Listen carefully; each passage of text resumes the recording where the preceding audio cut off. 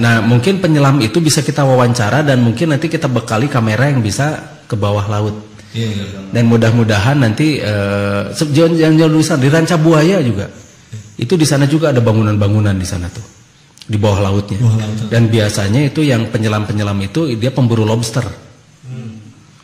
Nah, makanya nanti di sana di Pelabuhan Ratu di Karanghawu di sana apabila ditemukan ada cincin besar di bawah. Nah, nanti saya minta mungkin gak apa-apa kita nanti ke penyelam itu kita bayar. Nah, terus kita beri mereka kamera, ya. Kita beri kamera dan kemudian disuruh kita foto, minimal kita videokan lah itu. Nah, nanti baru bisa kita nilai apakah itu barka ataukah itu hanya karang yang hasil gerusan alam saja gitu kan. Karena seperti ada karang bolong begitu kan. Ada karang bolong itu karang yang bolong kan di sana. Di sana wilayah-wilayah pantai selatan juga itu karang bolong tuh. Kemudian ada lagi tempat-tempat lain yang karangnya berbentuk bolong, ada lagi kan seperti itu. Jadi belum tentu itu adalah cincin atau barka, bisa saja itu karang yang dibentuk oleh alam dan bolong. Makanya harus lihat dulu. Dan saya sendiri belum survei ke sana. Kita lanjut ke pertanyaan berikutnya. Tapi di Pelabuhan Ratu ada dorval. Oh iya, di Pelabuhan Ratu ada dorval kan. Nah, di Pelabuhan Ratu itu ada dorval dan presiden pertama kita tuh tahu di sana ada dorval. Makanya di sana bikin hotel di sana. Dan titik benturan magnetiknya itu ada di salah satu kamar di hotel tersebut. Nah, itu portal di sana itu. Portal. Nah, portal tersebut itu sering dimanfaatkan oleh makhluk astral memang. Karena ada fluktuasi, tapi kalau misalnya kita tahu cara menggunakannya, itu bisa dimanfaatkan untuk hal lain. Bisa jadi di sana kita bisa bikin benturan energi dan sebagainya, bisa saja. Cuma, nah itu dia. Sekarang energinya ini kalau misal kita manfaatkan, kemudian kita jadikan benturan di sana, itu bangunan bisa kolaps gitu. Jadi kita tidak mau meresiko, kasihan lah. Ya. Kalau Bung Karno sendiri tahu ada teknologi di situ dari mana? Ya, beliau itu bukan orang sembarangan ya.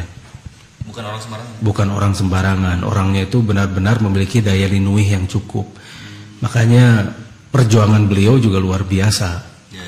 Dan kita akuilah bahwa beliau itu ada orang yang luar biasa. Makanya mampu melakukan hal-hal yang luar biasa pula. Cuma banyak sekali yang cerita-ceritanya itu teralihkan dan hilang gitu, ditutupi gitu ya. Oh, jadi beliau bisa mendeteksi, bisa merasakan adanya teknologi dari ada sesuatu mungkin belum bisa menjelaskan apa itu, tapi ya sudah bikin aja sesuatu di sana dulu gitu dan lestarikan dulu saja. Nah, kemudian makanya akhirnya dikucilkan kan. Iya. Akhirnya meninggalnya itu karena dikucilkan, karena diasingkan. Karena stres sebetulnya. Dibuat seperti itu ya. Dan sebetulnya bisa saja membuat semacam perlawanan, tapi karena itu bisa membuat perang saudara akhirnya mengalah. Bisa saja. Melawan, tapi bukan. Ada yang dipentingkan. Iya. Jadi berkompromi untuk kepentingan banyak. Iya. Daripada mengorbankan rakyat, lebih baik mengalah. Nah, jin itu harus digotong. Tapi manusia itu mampu sebelum mata berkedip. Berarti apa yang bisa dia lakukan pada singgasana itu? Nah, sebetulnya bahasan tentang teleport ini sudah banyak, tapi karena kita sekarang itu diajarkan untuk tidak berpikir, akhirnya sudah itu imani saja katanya. Sudah itu jangan dibahas. Sudah itu tidak perlu dipikirkan. Sudah cukup dengan iman saja. Nah, ini yang membuat umat kita menjadi mundur. Padahal dan bahasan teleport itu bukan hanya dikenal di dunia Islam. Di dunia yang lain pun mereka sudah mengenal. Agama-agama lain pun mengenal yang namanya teleportasi. Mungkin dengan bahasan dan bahasa yang berbeda. Iyalah. Iya, semua. Jadi kejadiannya pernah dibahas juga gitu ya dalam berbagai kebudayaan, dalam berbagai agama. Ya, berbagai agama, berbagai budaya, dan itu secara desas-desus ini Iya, sebetulnya legenda-legenda itu tidak sembarangan itu muncul apabila tidak ada sebuah kejadian yang bikin heboh gitu kan. Dan mungkin mereka belum bisa menjelaskan, akhirnya ya inilah. Akhirnya jadi bahasan-bahasan yang sudah itu mah itu adalah kekuasaan para dewa misalnya gitu kan. Itu kesaktian Iya. orang terdahulu lalu Iya, iya. Atau misal mereka menyebutnya para dewa. Para dewa ya. Iya, para dewa semacam begitu. Ini mic-nya didekatkan saja ya. Jadi kalau misalnya ini mau bicara mic-nya di sini nih. Oke. Ya. Kalau di Indonesia sendiri itu ada kan? Di Indonesia banyak cerita itu banyak, tapi itu akhirnya digantung kan. Digantung akhirnya itu adalah seolah cerita tentang keajaiban. Akhirnya jadi mistis penjelasannya. Tidak dilihat ilmiahnya kan? Iya, misalnya ini di Indonesia nih. Ini di Indonesia ini baru-baru ini pernah kejadian kan Juni 2012. 2012 kan? Ya, 2012 itu Juni pernah kejadian. Jadi di bulan Juni ada berita mengejutkan nih mengenai tersesatnya satu buah bis pahala kencana ini. Iya. Iya, saya tidak perlu menyebutkan merek bisnya ya. Nah, berpenumpang 33 orang. Nah, ada juga 2 buah truk juga yang itu dari merek ini tertentu lah, tronton pengangkut semen milik PT ini. PT tertentu. Iya, PT tertentu. Dan tiba-tiba muncul di Gresik, di hutan jati, Gadogan, daerah Bogan, desa Kedung Bacin, Kecamatan Todanan, Blora, Jawa Tengah.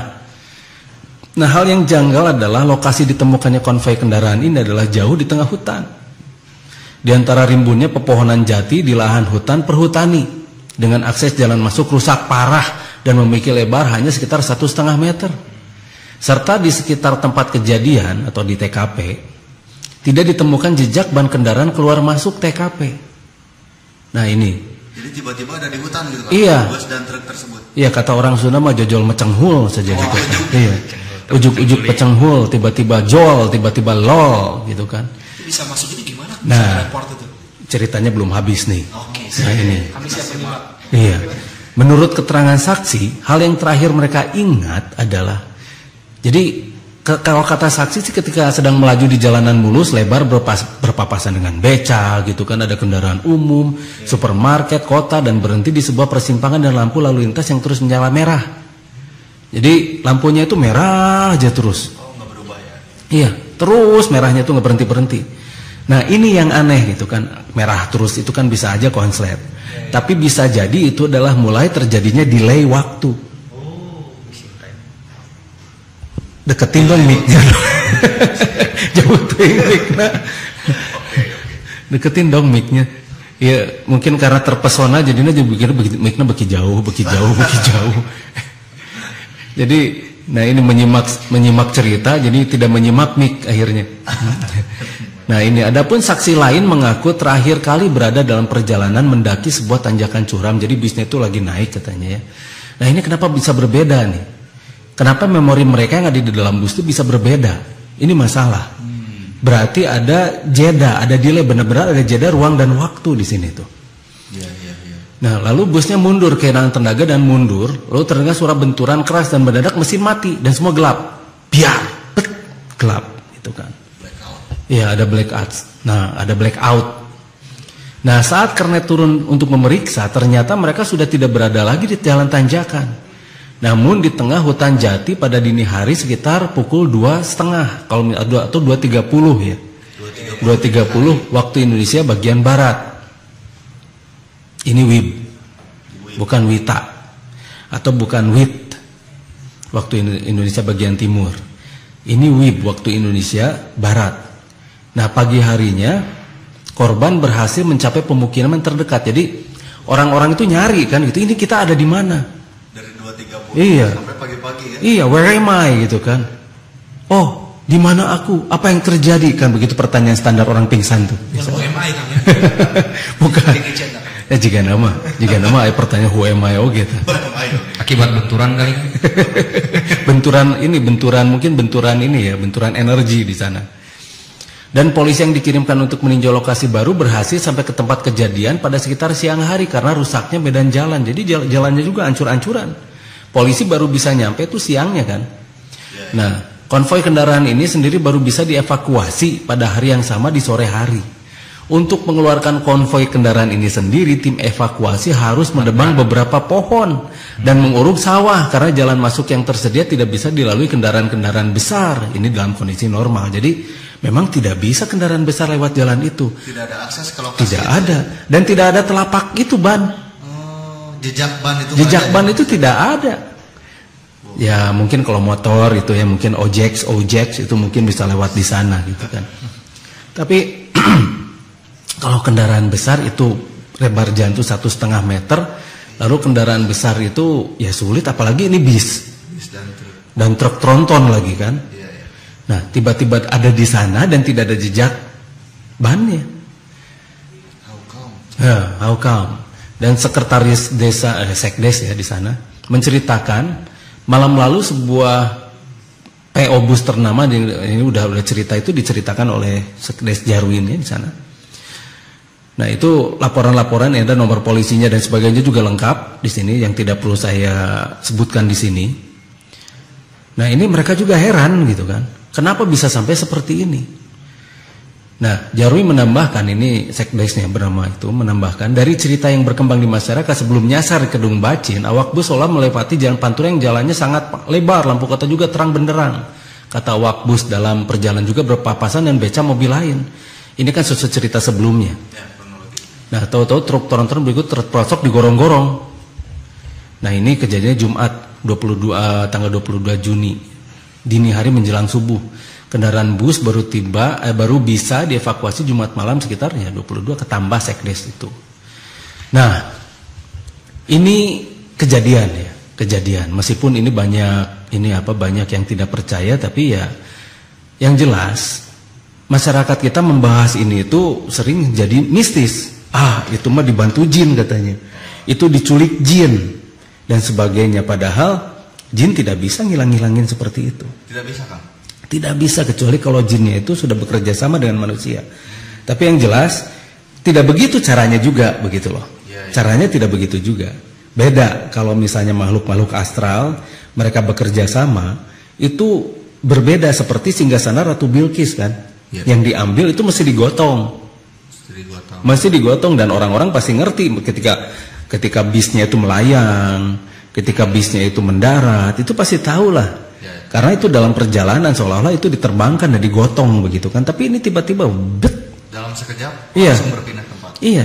Dan memang mereka mungkin ada delay di sana. Nah, ini time and space ini, ruang dan waktu dan ruang ini itu benar-benar misteri.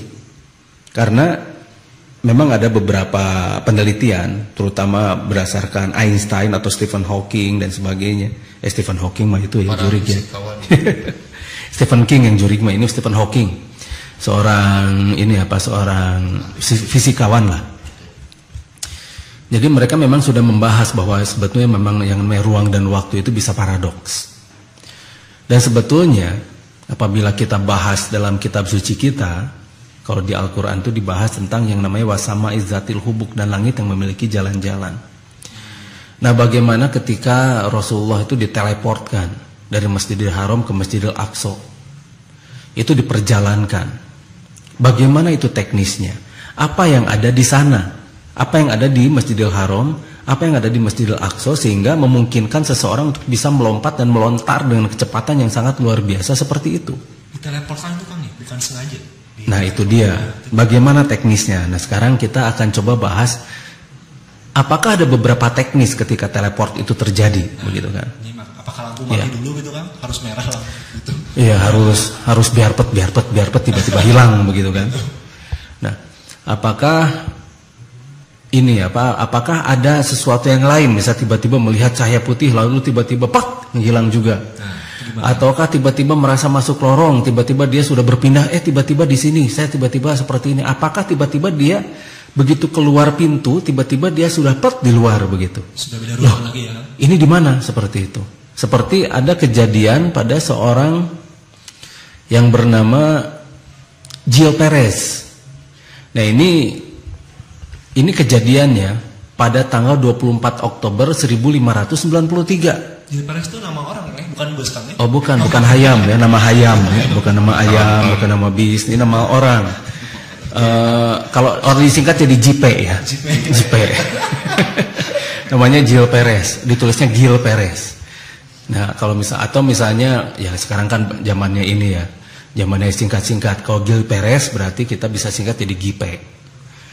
Nah Jadi para penjaga di Meksiko menemukan seorang pria kebingungan yang berkeliaran di Plaza Mayor di Mexico City. Jadi kan ada penjaga-penjaga di Plaza Mayor. Mayor itu kan wali kota ya. Yang membingungkan, pria ini adalah ia mengenakan prajurit Filipina yang berjarak 9.000 mil laut dari Meksiko. Ya kalau misalnya tidak terpercaya hitung aja sendiri. Itu kan jaraknya 9.000 mil dari laut. Iya, ya. Filipina ke Meksiko. Ya dari Filipina, ya ini ceritanya itu kan pakai seragam prajurit Filipina 9.000 mil, iya. Itu tahun 1593 loh, 24 Oktober. Nah, pria itu bernama Gil Perez dan dia tidak tahu bagaimana ia bisa sampai di tempat itu. Kasihannya. Iya. Nah, ini jadi ini ceritanya itu kan kisah ini tidak bisa dipercaya karena catatan mengenainya baru muncul pada abad ke-17. Jadi dia bisa muncul ke sana, sedangkan ini Gil Perez ini peristiwa ini, ya peristiwa itu muncul di Meksiko lagi. Nah ini ceritanya nih. Ini ceritanya dia nih Gil Perez ini. Jadi tiba-tiba muncul. Iya.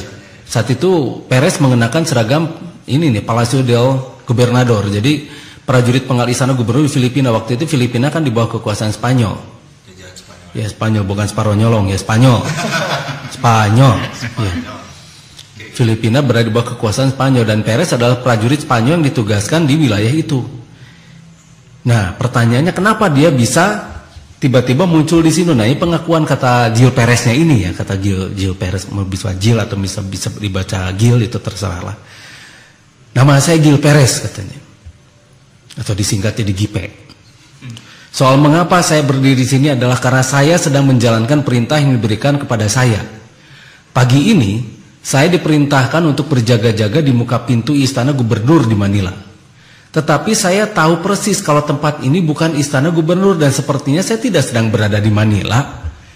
Saya tidak tahu mengapa dan bagaimana saya bisa berada di sini, begitu kan? Dia sendiri kebingungan. Jadi teleportasi ya banyaknya nggak sadar mungkin tanpa disadari. Nah, kenapa begitu? Kenapa mereka seolah-olah tiba-tiba dipindahkan begitu saja? Menurutnya saat itu ia sedang bertugas di istana gubernur Filipina, lalu ia merasa pusing dan hampir pingsan. Kelayang, kemudian dia bersandar di dinding sejenak dan menutup matanya. Ketika ia membuka matanya kembali, seluruh pemandangan di hadapannya telah berubah. Sekarang ia berada di Mexico City. Atau mungkin dulu orang-orang menyebutnya Mexico gitu kan. Nah, Perez mengakui bahwa kalau ia tidak mengerti mengapa ia bisa berpindah tempat, tiba-tiba dia pindah saja ke sana. Ia juga menceritakan kalau malam hari sebelum ia muncul di Meksiko, gubernur Filipina Gomez Perez Dasmarinas telah dibunuh oleh para pembajak Cina di Maluku.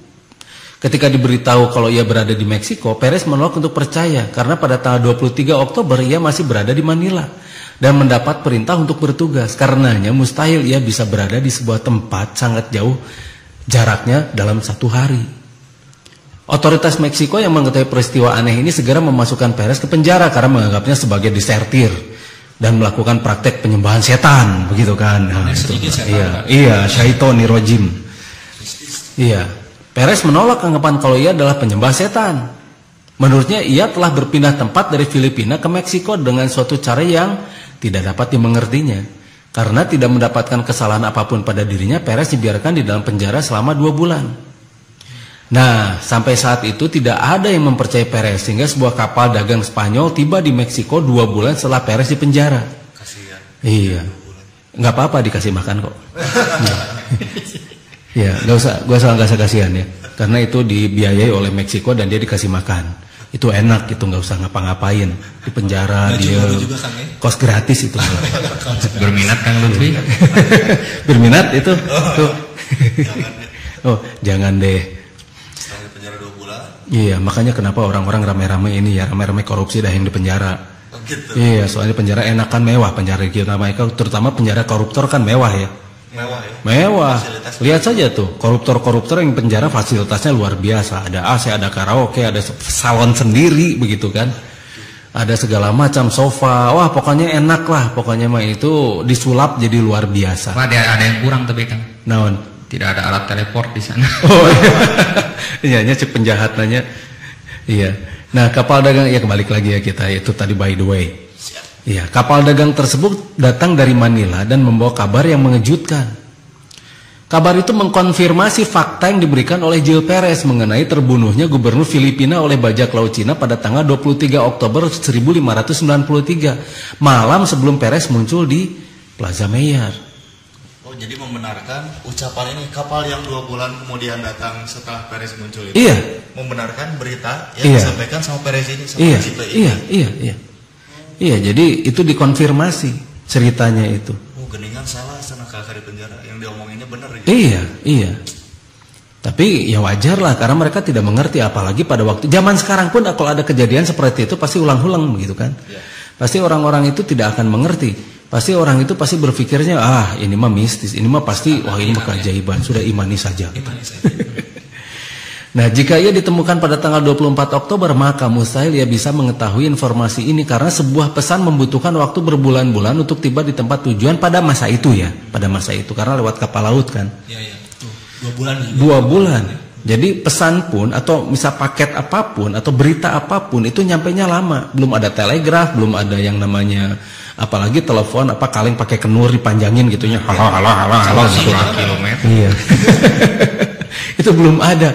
Bukan itu saja, kapal itu bahkan membawa seorang saksi yang bersumpah kalau ia melihat Perez ada di Manila pada tanggal 23 Oktober 1593. Mendengar ini, otoritas di Meksiko segera membebaskan Perez dan mengembalikannya ke Filipina, di mana ia kembali diberi tugas sebagai prajurit penjaga istana gubernur. Nah, walaupun kisah ini sukar dikonfirmasi, namun catatan mengenai Perez yang sudah ada pada abad ke-17 cukup menarik. Karena pada masa itu ide mengenai teleportasi belum dikenal sama sekali dan kasus Perez ini menjadi satu di antara sekian kasus misterius abad pertengahan yang tidak terpecahkan. Ya, tidak terpecahkan karena tidak mengerti. Masalahnya, ada apakah di sana dan bagaimana bisa terjadi sampai kejadian teleport itu bisa berlangsung begitu loh. Tapi rata-rata kejadian-kejadian itu pasti melibatkan yang namanya delay. Selalu ada delay ya? Iya, ada delay. Iya. Itu 33 orang yang ada di bis yang kemarin kejadiannya di Jawa Tengah itu, di Blora Jawa Tengah itu seharusnya mereka diwawancara satu persatu. Tapi kenapa berita itu menghilang? Nah, betul, dianggap angin lalu aja. Iya. Selewat gitu ya. Iya, kenapa berita itu menghilang? Betul, harusnya harusnya kita lah yang nanti akan turun. Nah, mungkin kita nanti akan menginvestigasi. Peneliti mandiri ya? Iya, mungkin dari tim kita lah, dan mungkin dari tim terpadu riset mandiri ini yang akan action. Mungkin nanti kita akan datang ke sana, kita datangi dia, bagaimana kejadiannya, dan kita akan samakan dengan seluruh dunia. Kejadian-kejadian seperti itu, kejadian sama tapi di seluruh dunia, karena kejadian ini banyak sekali. Banyak sekali, ribuan kejadian seperti ini terjadi di seluruh dunia, dari waktu ke waktu, masa ke masa. Misalnya ada satu kejadian ketika ada suatu perahu Mary Callas yang dia melalui segitiga Bermuda. Oh, jadi ada perahu melewati segitiga Bermuda namanya perahu. Iya. Nah, jadi perahu itu melalui segitiga Bermuda dan itu perahunya balik tapi penghuninya hilang semua. Iya. Kemudian ada lagi kejadian pada pesawat Amelia Earhart. Oh iya. Itu pilot pertama kan, pilot wanita pertama yang terbang mengelilingi dunia. Nah, begitu itu tahun 41 itu. Amelia Earhart. Jadi ketika dia mulai terbang lepas landas dan akhirnya dia melewati segitiga Bermuda, dia turun lagi di tahun 95. Bentar. Tadi berangkat tahun 41, mendarat tahun 95 dan dia baru merasa terbang seharian. Tapi begitu turun, tapi dia sudah jadi nini-nini. Oh gitu. Sudah jadi nenek-nenek dan berita ini pun hilang. Karena waktu itu Amelia Earhart dinyatakan hilang di segitiga Bermuda kan. Oh, dikiranya kecelakaan mungkin ya? Iya, orang-orang menyangka itu kecelakaan. Mending lihat mic-nya, jangan lihat akang gerak. Oh gitu kan. Siap. Nah, pun menjadi jelaskan kalau misalnya ngelihat mic mah. Itu beda-beda tuh gimana Kang? Ada yang tiba-tiba hilang dari dalam pesawat, terus tiba-tiba ada yang tua, tapi ada yang biasa aja itu gimana? Apa yang proses bedanya gimana? Nah, itu dia. Ada beberapa kejadian yang sebetulnya berhubungan dengan kepentingan ini. Ada makhluk yang berkepentingan, atau misalnya ada semacam portal yang tiba-tiba on tanpa sengaja.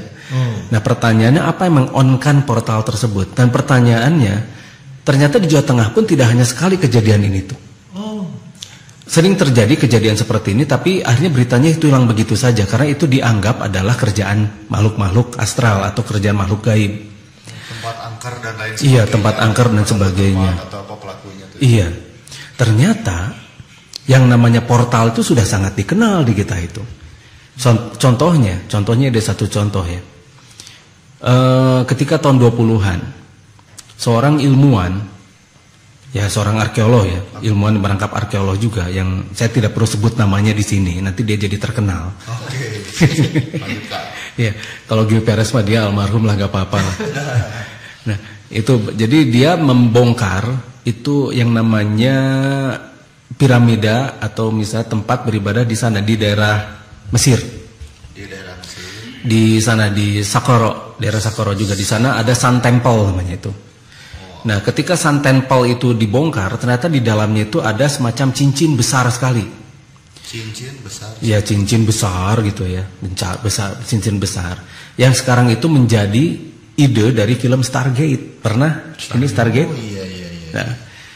Nah, itu di Saqqara, di sana itu di Sun Temple. Ada ketika mulai dibongkar, itu sama persis. Itu dengan film ya, mungkin itu ide cerita dari film Stargate juga ya. Oh, jadi bentuknya sama persis. Sama persis. Ada di film Stargate. Sama persis. Okay. Jadi terkenal di film Stargate ya, sama kita diterkenal sih. Banyak yang penasaran jadinya. Doraemon. Ya lanjut Stargate. Nah, itu ternyata dan itu semua sepakat yang menemukan itu bahwa itu adalah sebetulnya betul-betul sebuah portal. Nah, di kita mengenal yang namanya, kalau orang-orang Lemurian dulu mengenal dengan nama Barca. Barca itu adalah portal antar ruang dan waktu. Bagaimana kita bisa menembus antar ruang dan waktu. Bahkan Sang Maha Pencipta sendiri, Allah Subhanahu wa Ta'ala sendiri mengatakan tentang wal asr atau demi waktu. Mengapa Sang Maha Pencipta itu bersumpah demi waktu? Berarti itu yang harus kita pikirkan. Karena ketika kita berpikir, semuanya akan bisa terbuka dan terurai. Dan akhirnya kita bisa memecahkan masalah ini nih. Nah, mengapa bisa terjadi teleport? Mengapa di dalam Al-Quran disebutkan wasama izatil hubuk, dan langit yang memiliki jalan-jalan? Jalan seperti apa yang ada di langit? Jalan frekuensi itu berbeda. Jalan yang namanya ini petir itu berbeda. Nah, ini masalahnya. Jalan ketika manusia itu mampu menembus antar ruang dan waktu. Dan itu sebetulnya sudah dikenal. Dan itu sebetulnya sudah bisa dibuat alat seperti itu. Karena pada masa lalu itu dikenal dengan namanya perpindahan antara ruang dan waktu. Bahkan banyak cerita juga kan. Misalnya ada ajengan itu yang pada hari Jumat dia di Mekah katanya. Jumatan di Mekah katanya. Dan banyak orang bersumpah ketemu dengan dia begitu kan. Oh, yang ada di Tanah Suci. Oh, melihat ajengan itu ada di sana. Bertemu. Iya, tapi sore-sorenya dia sudah ceramah lagi di masjid ini di sini gitu. Nah, semacam begitu. Nah, masalahnya seperti apakah itu dan bagaimana itu bisa kejadian seperti itu, begitu kan? Ada beberapa teknis. Kalau itu kan langit yang punya jalan-jalan kan, padahal nggak usah di langit juga kan, Nah, langit itu istilah ya, itu istilah.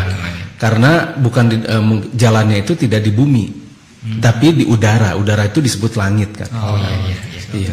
Iya, karena kalau di bumi mah kebentur-bentur, merenya dijedak-jedak gitu ya. Iya. Terjedaki dia. Nah, jalan di langit seperti apa? Apakah itu melalui udara ataukah dia melalui sebuah portal begitu kan? Nah, kalau melalui udara malilah atunya lama gitu kan.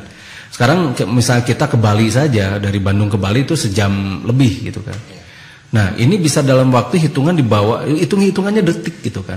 Dia bisa berpindah dengan kecepatan yang sangat luar biasa, super begitu kan. Sekedip mata kan ya? Iya. Sebelum matamu berkedip. Nah, bagaimana teknisnya? Bagaimana itu rahasianya? Ternyata itu ada beberapa cara. Satu, orang itu harus bisa membuka portal agar mampu menembus yang namanya lubang cacing atau wormhole. Harus bisa membuka portal. Harus bisa membuka portal sehingga dia bisa membuat yang namanya lubang cacing atau wormhole. Nah, lubang cacing itulah yang bisa men-shortcut atau menjadi jalan pintas antara satu tempat dengan tempat lain. Contohnya, ini kita di La Graven, di Bima Sakti. Ketika kita ingin pindah ke Andromeda, Itu kan perlu waktu berapa tahun cahaya kan, misalnya berapa juta tahun, ribu tahun cahaya atau juta tahun cahaya, whatever lah itu ya. Dengan teknologi Iya, kita belum bicara soal ground nih. Kita belum bicara tentang hal-hal yang jauh lebih cepat dari cahaya. Nah itu acuannya cahaya, tahun cahaya. Tapi bisa ditempuh dalam waktu sepersekian detik. Ketika Rasulullah dari Masjidil Aqsa ke Sidratul Muntaha, itu ditempuhnya dalam waktu berapa, begitu kan? Nah ini dia.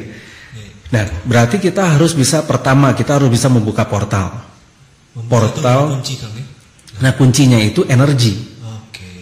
Nah energi, bagaimana? Tapi apa yang menjadi sarana untuk pembukaan energi tersebut, begitu kan? Misalnya apa yang ada di bawah Masjidil Haram? Nah, apa itu kan? Apa yang ada di bawah Masjidil Aqsa? Kenapa sekarang orang-orang Israel, orang-orang Yahudi ingin menggali Masjidil Aqsa? Iya, ingin menguasai. Iya, ada apa sih di bawah Masjidil Aqsa itu sampai sekarang mereka tuh menggali terus? Nyarian naon gitu. Iya, mencari apa mereka di bawah, dan katanya itu adalah Solomon Temple katanya. Iya. Solomon Temple, iya. Itu di novel-novel. Iya, banyak versi lah. Itu adalah tempat di mana Nabi Sulaiman dulu ada di sana, kata mereka, begitu kan. Itu versi mereka, ya silahkan saja. Kita menghormati berbagai macam versi lah, silahkan. Ya karena kita tidak perlu berdebat soal itu. Kalau misalnya mereka meyakini A, silahkan. Si B meyakini B, silahkan. Silahkan aja itu pendapat masing-masing. Iya, pendapat masing. Kembali kita serahkan pada mereka. Tapi satu, kita berbicara tentang portal di sini, berarti kita harus berbicara mengenai teknis nih, gitu kan? Betul. Mengenai teknis.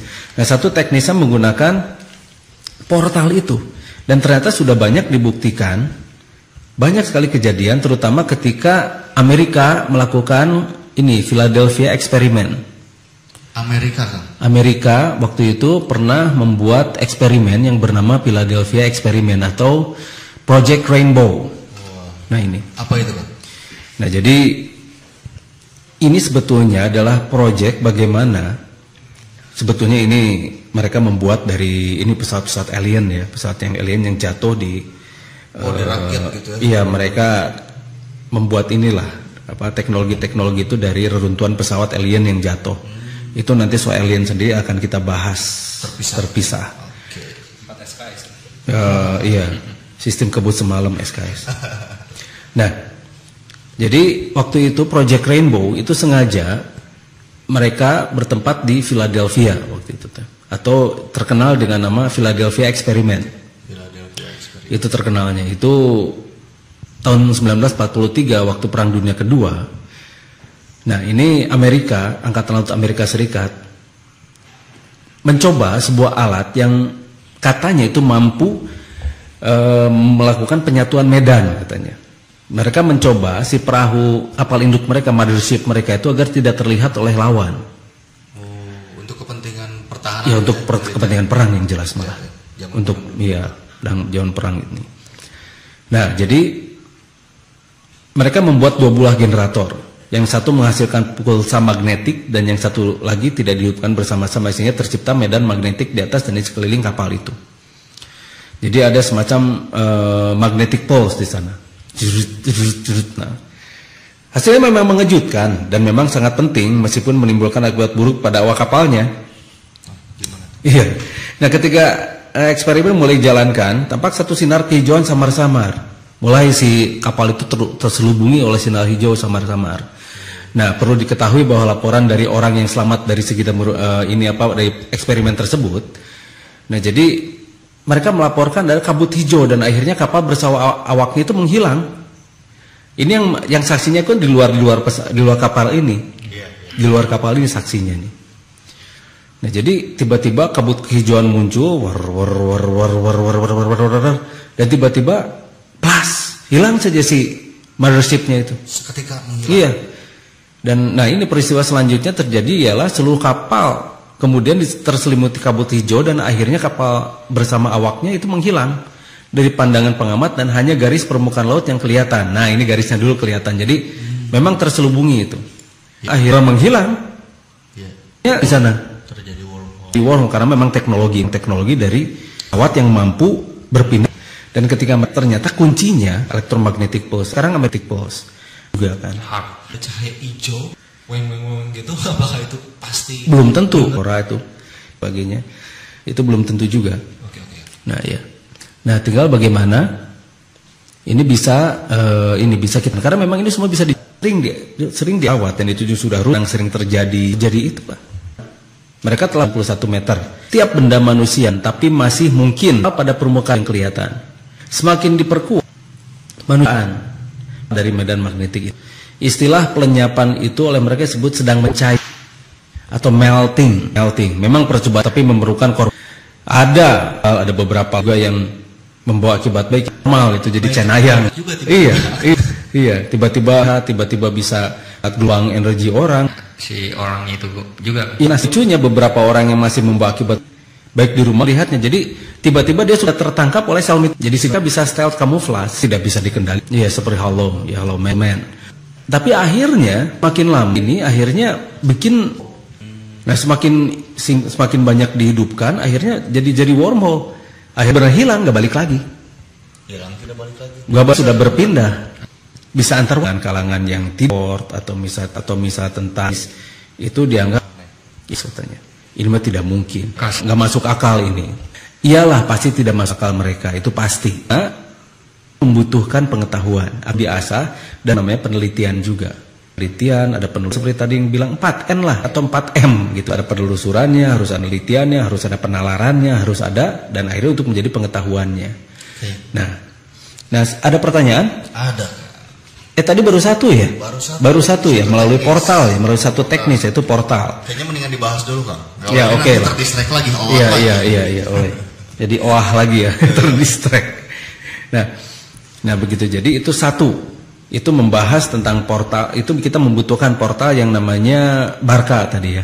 Barka atau sebuah cincin ring untuk membuat ini semacam ada benturan sehingga di sana terjadi mampu membuka yang namanya gerbang lubang cacing atau gerbang wormhole. Yang bisa juga, yang GP bisa juga dia membuka itu Kang, portal itu Kang. Nah, tapi kenapa yang namanya GP itu tadi tidak gitu kan? Oke. Berarti portalnya di mana ini kan?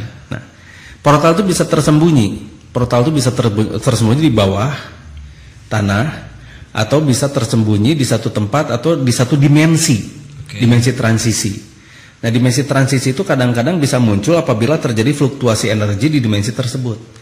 Dan sehingga masuk ke dimensi kita, akhirnya ini masuk portal lagi di sana. Si bis tadi gitu kan. Atau misal tadi Jill Perez tadi tiba-tiba berpindah, atau banyaklah kejadian-kejadian lain yang ini kalau misalnya kita ceritakan juga itu luar biasa panjang nih. Ada fluktuasi energi dadakan di tempat itu juga. Iya. Nah, itu dia. Jadi makanya itu dari satu portal menggunakan ring. Nah, cara kedua adalah dengan membentur energi. Itu bisa di sembarang tempat. Tapi teknisnya ini lebih berat karena membutuhkan teknologi yang lebih canggih lagi. Nah, membenturkan berarti kita menembakkan sesuatu seperti yang ada di pesawat-pesawat LZ-Tor atau pesawat-pesawat pasukan-pasukan ETVK. Bisa pasukan Zervo, bisa pasukan ETVK karena pesawat itu bisa dilengkapi. Nah, tentang ETVK, Zervo dan sebagainya nanti ini kita bahas secara terpisah. Bahasan tersendiri. Ya, bahasan tersendiri karena sebetulnya ini sudah diketahui oleh NASA, bahkan CIA, oleh pemerintah Amerika ini sangat diketahui, oleh KGB juga oleh Rusia. Nah, ini tapi jarang dibahas, tapi itu akan kita bahas secara terpisah. Dan baru kita yang membahasnya kan di sini. Ya, baru kita, dan itu juga beresiko sebetulnya. Beresiko tinggi ya. Membahas seperti ini beresiko karena banyak sekali orang-orang yang ingin membungkam kita. Makanya percobaan pembunuhan ke Akang ini sering terjadi. Bukan membungkam kita berarti kamu itu. Iya. Iya. Tapi mudah-mudahan hanya ke Akang sajalah. Karena the man who knows too much itu rata-rata banyak yang terbunuh. Bahkan banyak sekali ahli UFO yang terbunuh itu banyak. Nah, itu nanti kita bahas secara terpisah. Kemudian, apalagi orang yang mengetahui tentang teknisnya bagaimana cara membuat itu. Nah, ini pasti dalam keadaan yang sangat berbahaya. Nah, itu di pesawat mereka itu tertanam sistem untuk menembakkan sehingga untuk bisa membuka portal secara manual. Tidak perlu yang namanya ring atau misalnya portal untuk melontaran itu atau portal lorong penyingkat itu tidak perlu. Tapi mereka bisa membenturkan dan kemudian mereka memasuki wormhole itu. Buat sendiri kan ya? Iya. Jadi nggak usah di tempat tertentu yang ada portalnya, tetap bisa pindah gitu ya? Iya, suka hati. bisa. Oke. Nah, itu cara kedua. Cara ketiga itu dengan diculik. Diculik. Siapa? Diculik orangnya. Kang Agus mau diculik Kang Agus. Mau diculik alien? Itu memang betul kan? Ada penculikan lewat alien. Iya kan, sebetulnya banyak sekali kesaksian ya. Nanti kan itu alien abduction juga akan kita bahas secara terpisah. Secara terpisah. Karena panjang. Bahasan kita itu tidak akan ada habis-habisnya ya. Tidak habis-habis. Bisa kemana-mana. Karena bagaimanapun juga ini fenomena ada. Ini ada. Dan kejadian ini ada. Hanya karena orang-orang belum bisa menjawab. Dan mungkin kita akan bahas di sini dan kita akan jawab begitu ya. Kita akan jawab dan teknisnya seperti apa.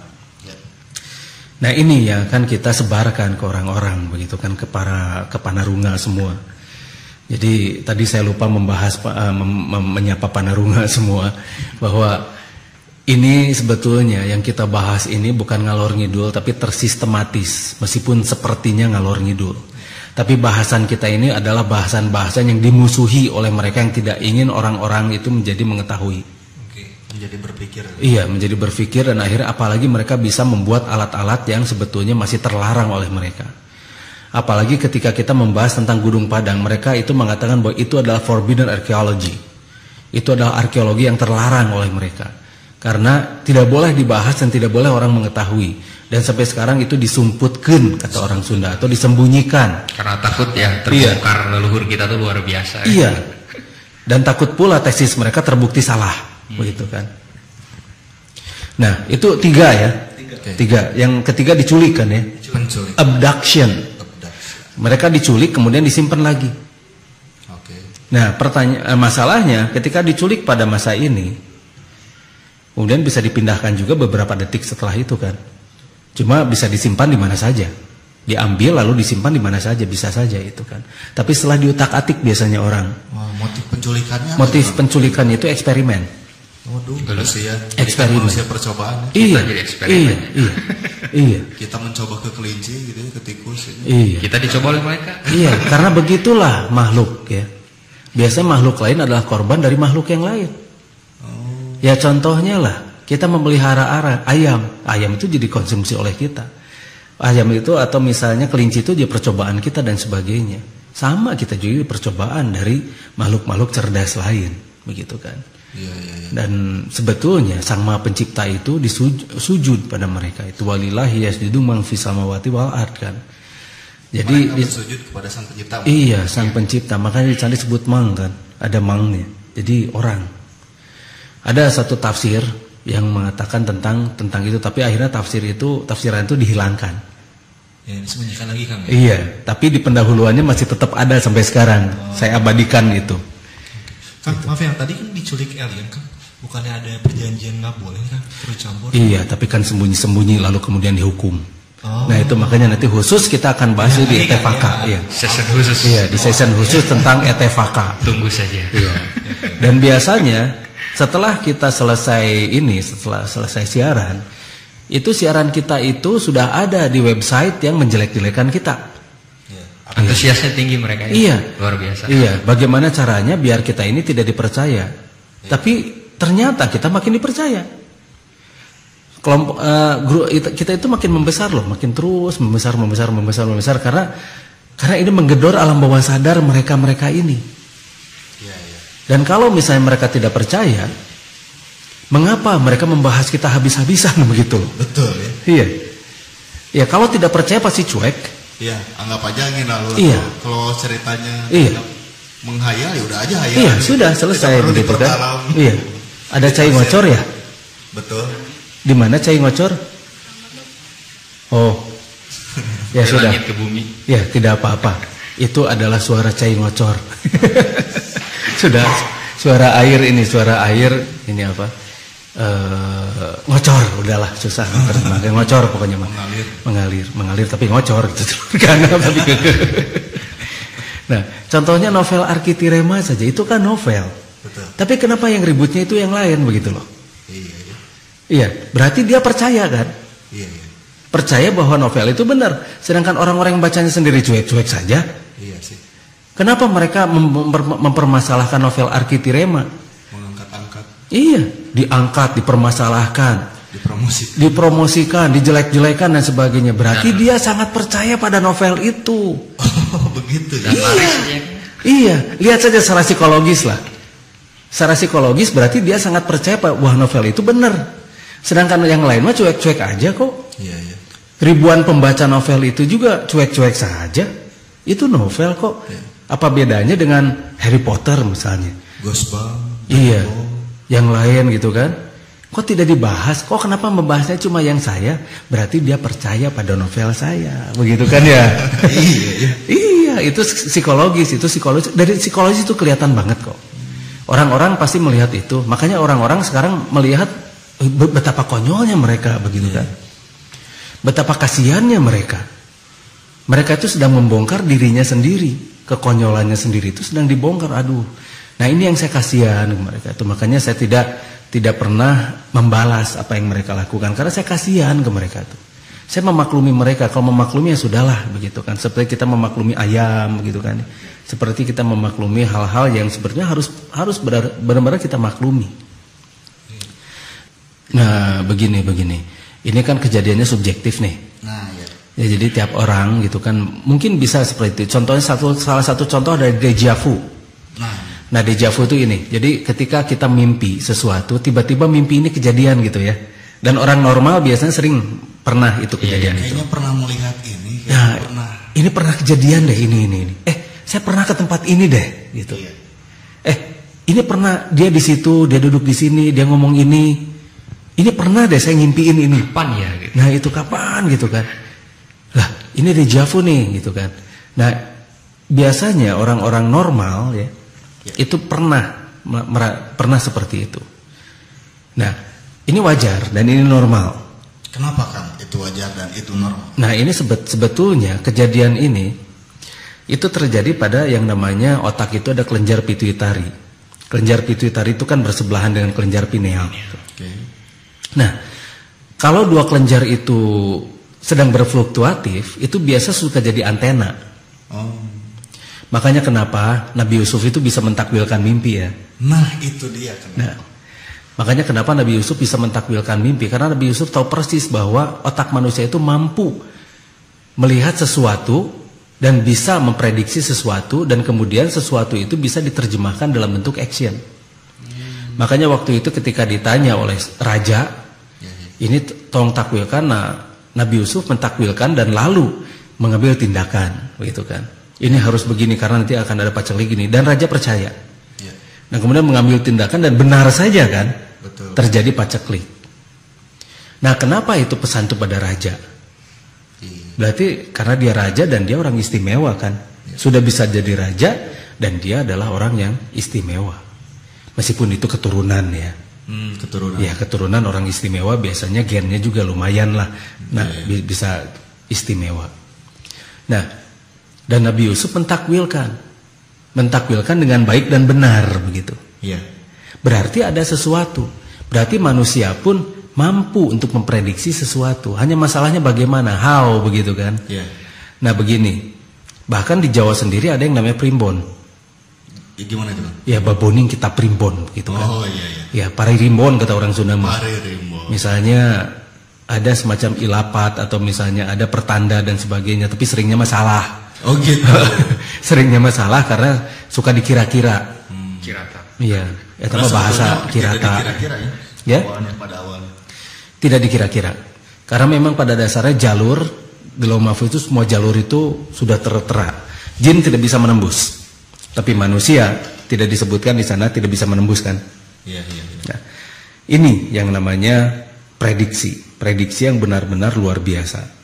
Nah, inilah kuncinya manusia. Kenapa manusia itu dilebihkan begitu kan oleh Sang Maha Pencipta? Berarti ada sesuatu.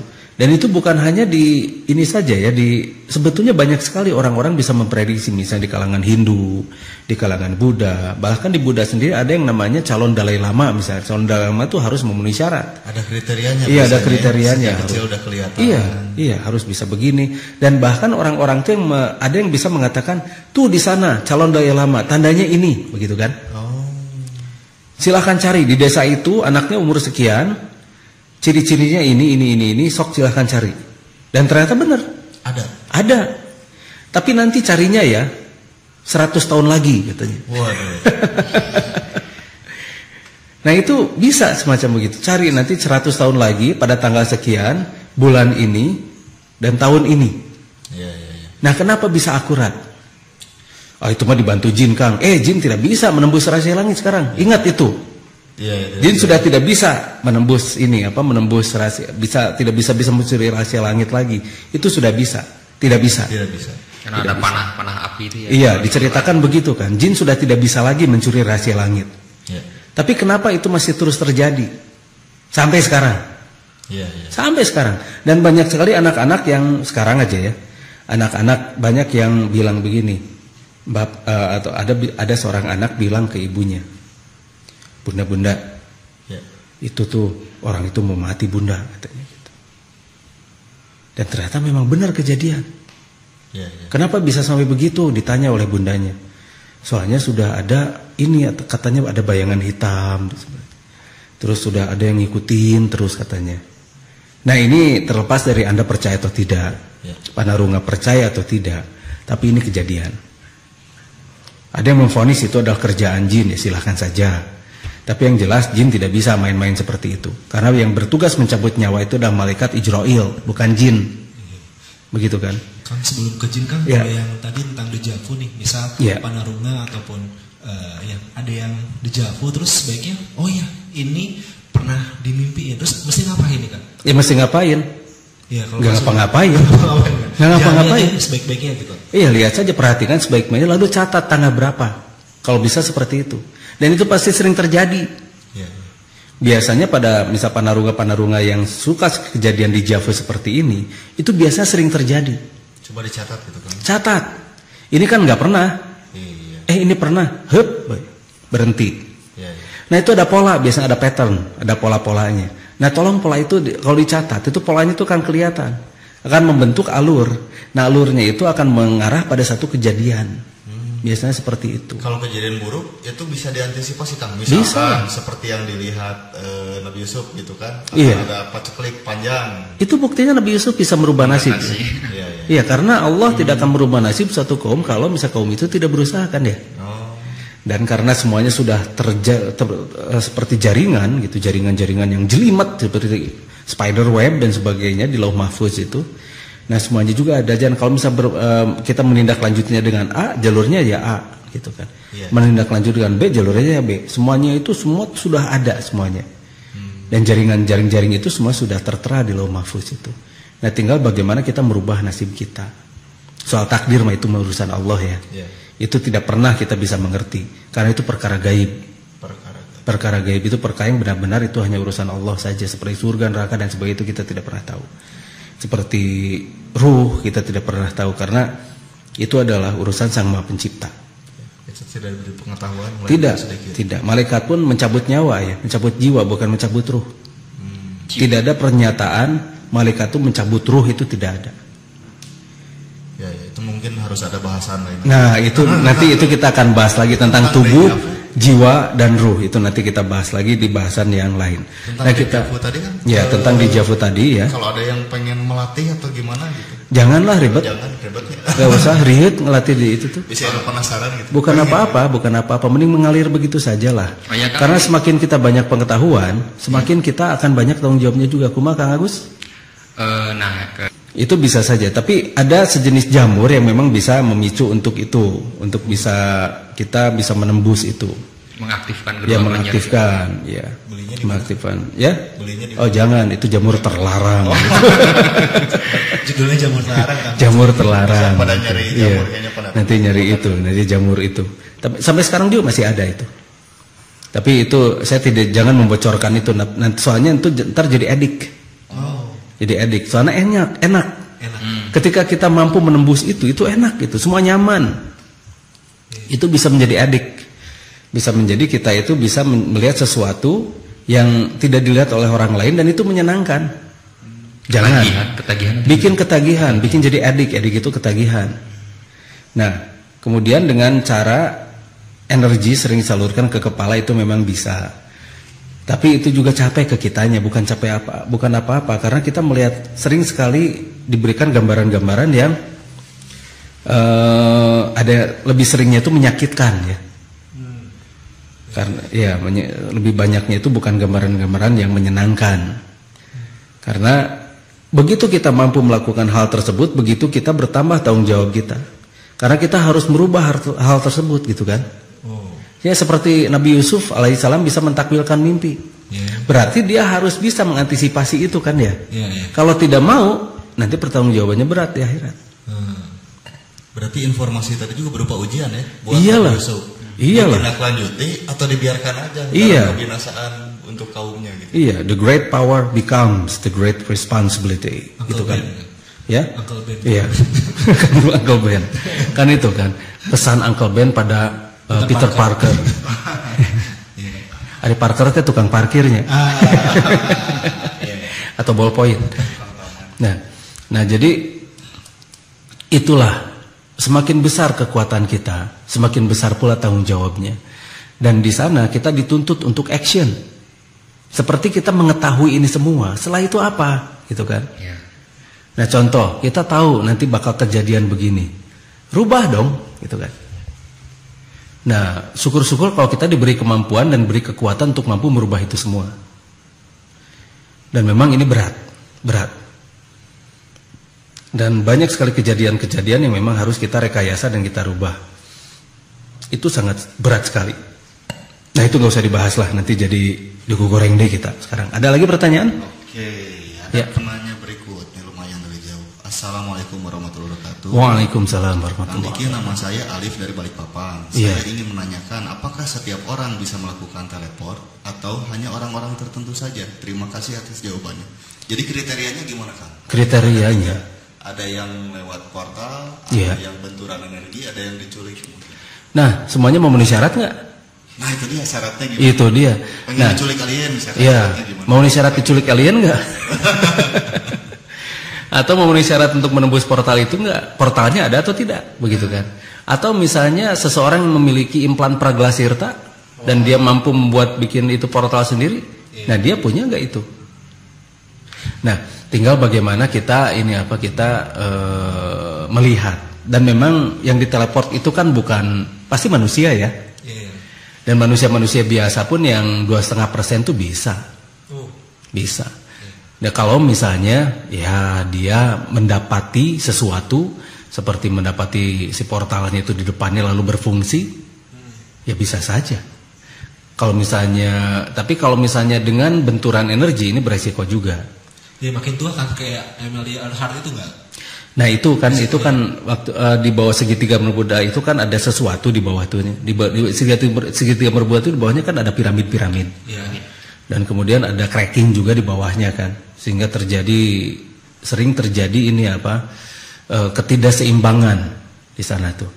Ada yang namanya benturan energi yang tidak berimbang di sana itu, yang akhirnya membuka itu yang namanya wormhole. Kadang-kadang kalau misalnya ketika muncul gasnya itu muncul halusinasi di sana itu. Seperti melihat putri duyung, seperti melihat apa dan sebagainya. Atau Leviathan gitu kan, monster-monster yang aneh dan sebagainya. Kemudian ada lagi hal-hal lain. Di sana tuh banyak misteri segitiga bermuda, karena di sana memang ada portal juga. Di bawah segitiga bermuda itu ada portal juga. Jadi kalau misalnya itu halusinasi kan ya? Bisa itu, atau bisa juga beneran.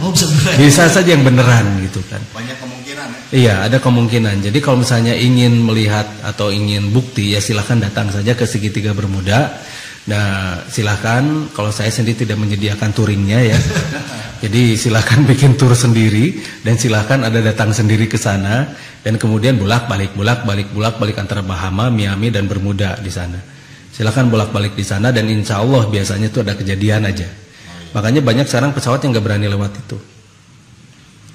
Nah, biasanya kalau terjadi fluktuasi, biasanya kompas itu mulai ngaco. Kompas mulai ngaco, ya. Nah, kompas mulai ngaco, alat-alat navigasi semua ngaco dan akhirnya tiba-tiba hilang. Karena terjadi yang namanya fluktuasi magnetik tadi kan. Yang mempengaruhi kompas itu kan magnetik ya. Nah, itu. Jadi yang namanya ketika kita membuka portal itu pasti ada fluktuasi magnetik yang sangat tinggi. Baik itu magnetik, baik itu elektromagnetik. itu pasti sangat tinggi. Sebetulnya alat itu bisa saja kita buat ya, bisa saja. Cuma, nah ini dia. Setelah itu jadi mau ngapain?